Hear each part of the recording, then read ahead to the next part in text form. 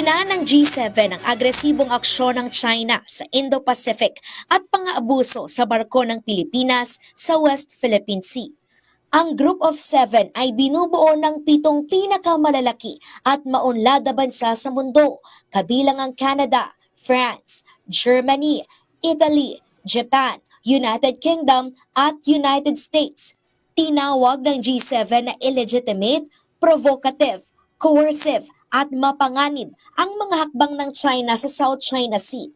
Ang US Embassy sa Maynila nababahala sa sitwasyon sa South China Sea, kabilang ang patuloy na paggamit ng mga mapanganib na maneuvers at water cannons laban sa mga barko ng Pilipino. Nagkasundo ang grupo na magtutulungan ang mga miyembro nito para palakasin ang seguridad at katatagan sa buong Indo-Pacific. Nagsagawa ng malakiang military strike si US President Donald Trump laban sa Houthi sa Yemen na nakahanay sa Iran kahapon na ikinasawi ng higit 20 tao. Bukod dito, binalaan din ni Trump ang Iran na main backer ng Houthi na kailangan itong ihinto ang suporta para sa grupo.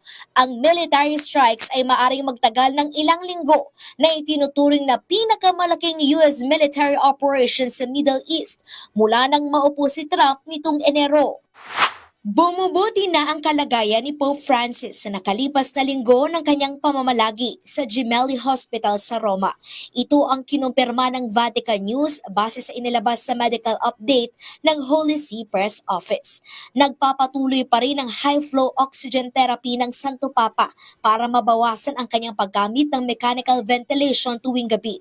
Samantala, nangangailangan pa rin si Pope Francis ng atensyong medikal para sa kanyang respiratory physiotherapy na nagpapabuti ng kanyang kalagayan.